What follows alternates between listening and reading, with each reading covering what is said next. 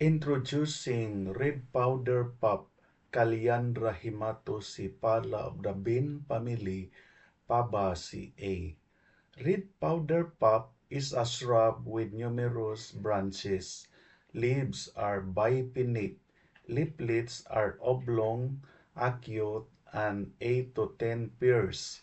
Flowers are 7 centimeters across and in globose heads.